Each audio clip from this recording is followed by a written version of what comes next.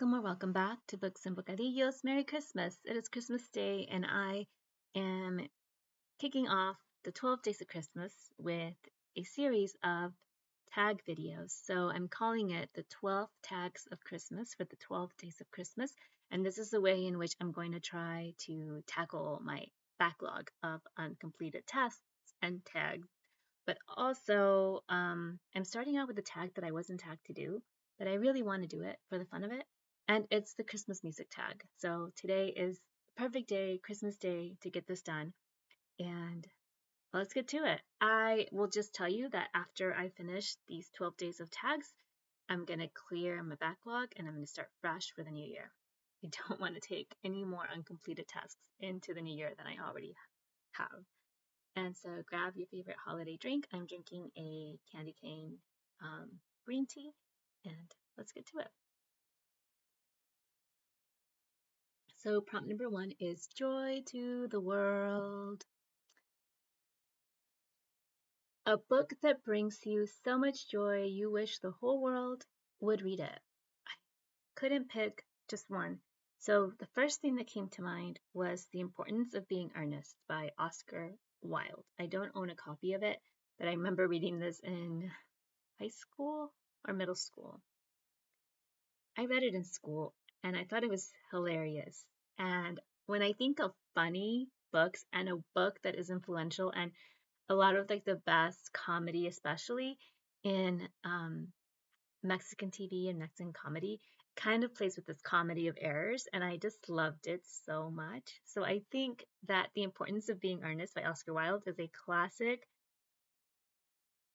funny, um, very like, yeah, very spot on with just creating confusion and making it so fun and funny. So I really enjoy The Importance of Being Earnest. I'm due for a reread of that book. Then I also wanted to mention two other books. The Blue Castle by Ellen Montgomery. I love The Blue Castle. I think it's probably my favorite Ellen Montgomery book that I've read so far. And it's, again, a little bit of drama based comedy of errors kind of a book. It's hilarious. I laughed out loud so much reading that book. And it's also a classic and it's just so heartwarming and wonderful and I absolutely love it.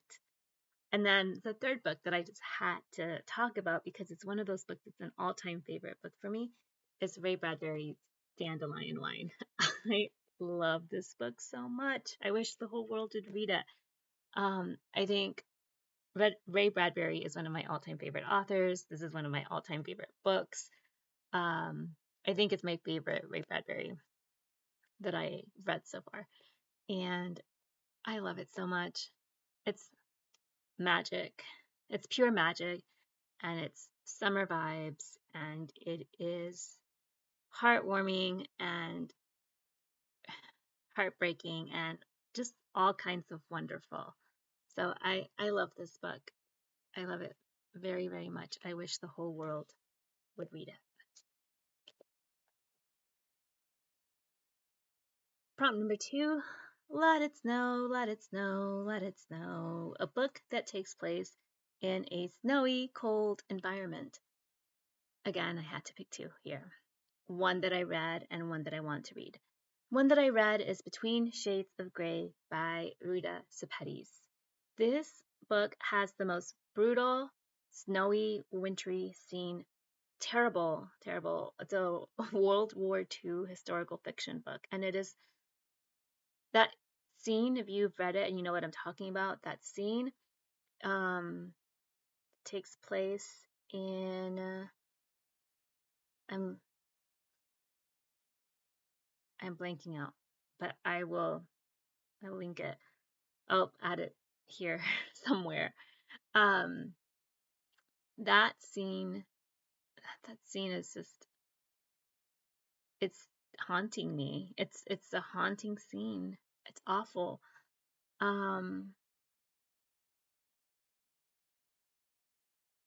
It reminds me a little bit, just a sidebar. It reminds me, there's a a part of Stranger Things that reminds me of that scene.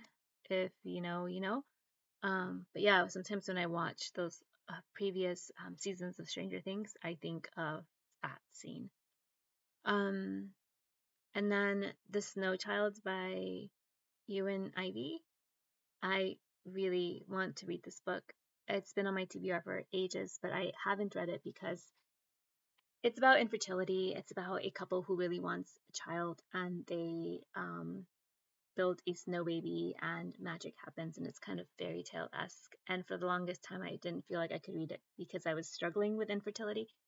And I think I'm in a different place now, and I think it might be a book that I'll pick up in the next year or two.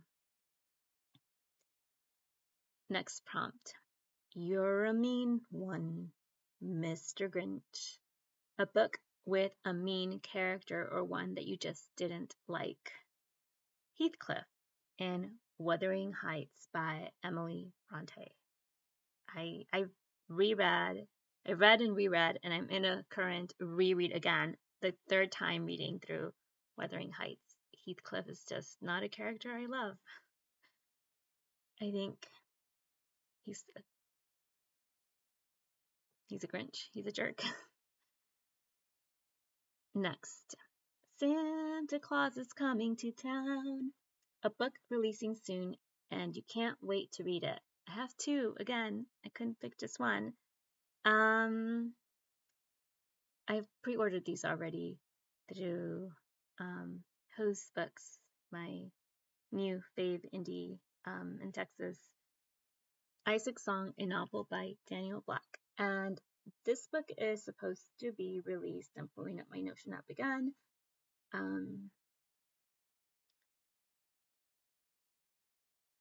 January 14th, 2025. And I also pre-ordered Blob, a novel by Maggie Sue. And I think Blob is supposed to be released January 25th, 2025. On the first day of Christmas, my true love gave to me a book of short stories that I want to talk about. Well, Angelia from the channel Read and Reread told me about this book, and I ordered it, and I have it, and I want to read it. There is a Rio Grande in heaven. I live in the Rio Grande Valley, and I love everything about this book. About an immigrant from El Salvador, and it's a collection of short stories. And the author is Ruben Reyes Jr. Hector Tobar blurbed it, says this beautiful collection announces the arrival of an important voice in U.S. fiction. Ruben Reyes Jr. is a wonder.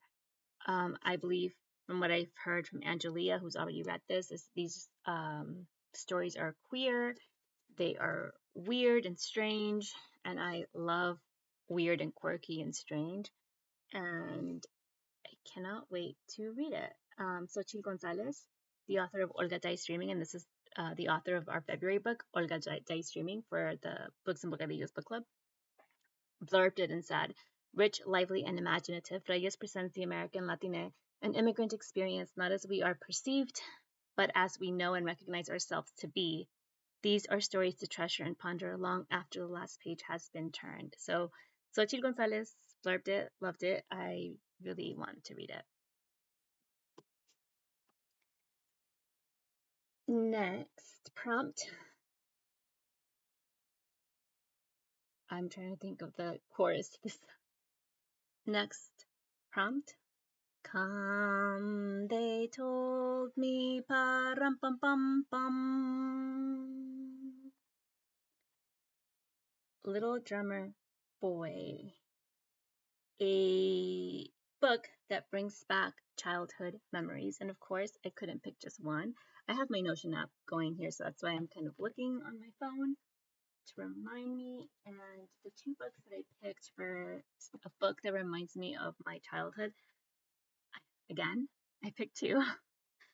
The Tequila Warm by Viola Canales. This is award winner. It won the Pura Belpre Award. I don't remember what year it won the award, but this book was published in 2005. by Random House. And this book reminds me of childhood in all the the best of ways, and I'm always thinking about this book. There are some lessons in here that even as an adult sometimes I still think about. And more than anything, I think the biggest lesson in here is how to be a good friend. Um in Spanish, the word for a good friend of the soul, is a comadre. And this book talks a lot about that kind of woman to woman friendship and being a comadre. And yeah, I always think of how can I be a better friend? How can I be a better comadre to my friends? The word comadre is like co-mother, assuming that women mother in a lot of different ways, and that I think for me, even as somebody who doesn't have children, um, you still tend to be a mother of sorts to your community, to society, and you're a caregiver, right? I think sometimes those maternal kinds of tendencies or caregiver tendencies get labeled as mothering, and so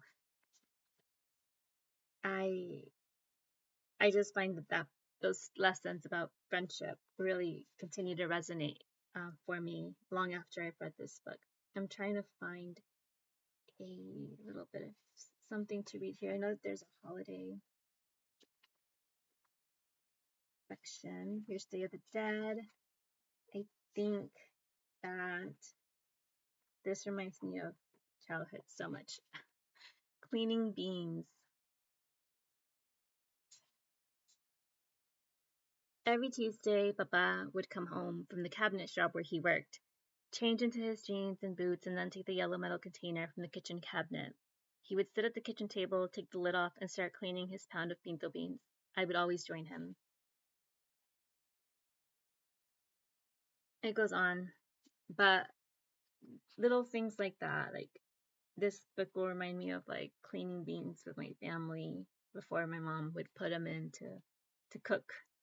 Um, and that was something that we did like almost every day. So it's like little things like that that I see in there that I'm reminded of my childhood. All the little slices of life, the little moments in life that sometimes you don't even realize that are part of your story, and then here they are. So I find that very endearing. And then I've talked about this book before, Living Beyond Borders, Growing Up Mexican in America. It's an anthology edited by Margarita Longoria.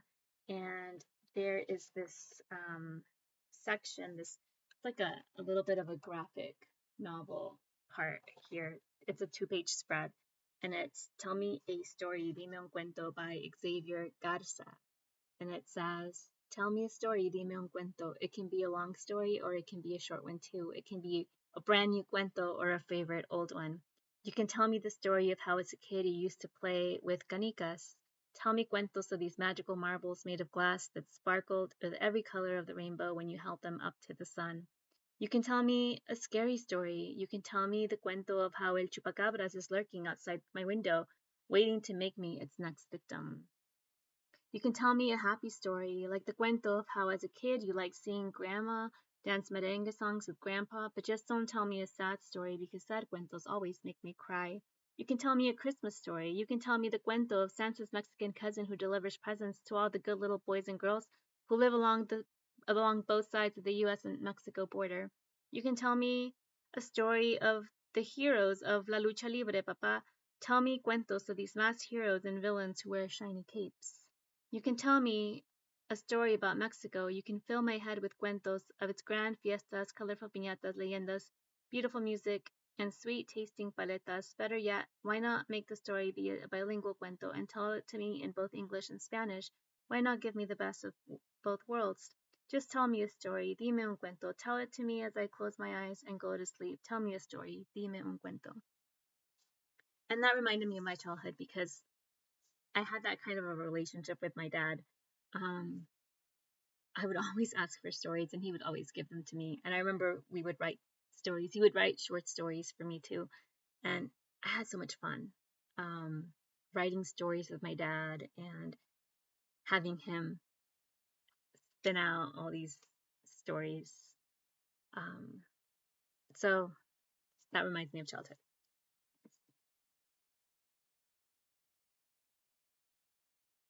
Next, deck the halls with boughs of holly. Fa la la la la la la la la. A book that has a party scene or takes place over a holiday. And my favorite is Nevermore by The Trials of Morgan Crow by Jessica Townsend. This is book one in the Nevermore series. I have not been able to get through the rest of the series. I absolutely love this book. There is a fantastic Christmas scene in here. It's kind of a long, I think it goes over a few chapters, but Christmas is at the heart and center of this book, and I absolutely love it. Love it, love it, love it so much. Um, Frosty the Snowman, a book with a character who is cold or calculating. So for this one, I also chose The Daughter of Dr. Moreau by Sylvia Moreno Garcia. This is a book that I read this year, and the father, the daughter of Dr. Moreau, well, Dr. Moreau is cold and calculating. This is a bit of a spin-off from Dr. Moreau's Island, or the Island of Dr. Moreau. Um, I really enjoyed this book. This was a 5-star book for me, read for me. And Dr. Moreau is every bit cold and calculating and despicable. I also have to mention Rebecca by Daphne du Maurier. Every single character in Rebecca is cold and calculating. Optional bonus prompt. Do you have a fun memory or interesting holiday tradition that you would like to share? It does not have to be about Christmas. It can be about any holiday you choose. Well, about Christmas, I mean, lots of memories.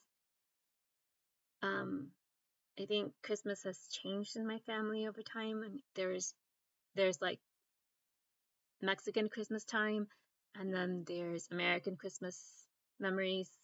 Um, Mexican Christmas memories tend to revolve around a lot of parties, a lot of posadas, a lot of tamales, a lot of family and community, and just going to posadas. The Christmas season starts in El Día de la Guadalupana, El Día de los Guadalupes, the December 12th holiday, and it goes through January 6th and even extends into El Día de la Candelaria in February. But from the December 12th to December 24th, there's posadas like on a weekly basis. I remember a lot of like going to posadas and a lot of really great food, a lot of family time, a lot of rosary, a lot of praying the rosary, a lot of um, fun, like running around and the mystery of Christmas. I think as a child, there's also always feeling like Christmas was this mystery, this like magical mystery. And then when we came to the U.S., we lost that a bit. Um, we lost a lot of it a bit in terms of like the holiday, the traditions, the piñatas, the luces de bengala, just the pedir posada, like all of just those traditions kind of were diluted. Even though I live in a part of Texas that's very Hispanic, um, it was just a little different. And then I think most of my memories of Christmas, my favorite memories of Christmas involve family and food.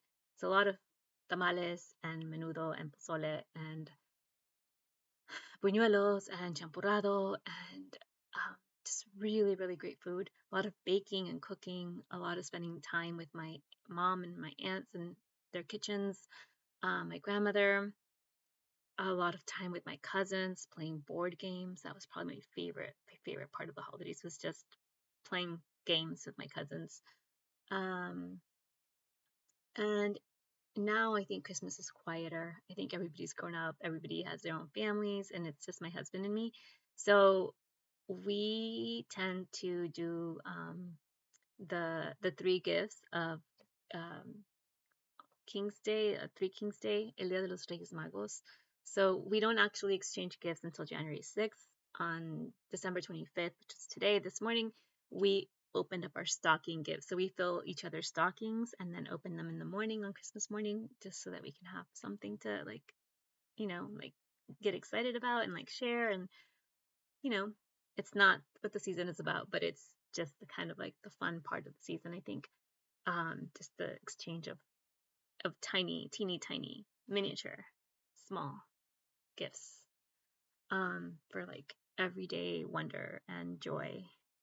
So like I got socks. I was delighted. I really wanted socks in my stockings, and I got stuff for my hair, like my favorite hair conditioning, like little travel sizes. It's just I love it. Things like that, just the tiny, tiny things, little things that just bring me joy. Um, and on January 6th, we exchanged the three gifts: the gold, myrrh, and incense. And so the gold is something you want, the myrrh is something you need, and the incense is something to inspire you. I always told my husband, like, when I was the first, we were, before we got married, and we were talking about traditions we wanted to have as a family, and we talked about the three gifts. And I explained it to him. I'm like, the gold is something you really, really want. The myrrh is something you need, something practical, and the incense is something to inspire you. And I think I gave him the example of it could be a book, it could be a card, it could be something you like draw. And so then he was like, oh, like paper. I was like, sure, paper. So he always was like, oh, I got you the paper, or I found what your paper gift. And I know I'm always going to get a paper gift. For me, like it could be a candle, it could be something that isn't paper, but to him, it's kind of in his brain cemented that it's paper. I'm always expecting a book or a card or a puzzle or something that is fibrous. um, so I hope that's enough to share. Tag others. It's Christmas. I think I'm the last person doing this tag. Um, and I'm not going to tag anybody, but this tag can be done any of these Christmas days. So if you feel inspired to keep on with the Christmas joy and you want to do this tag, by all means.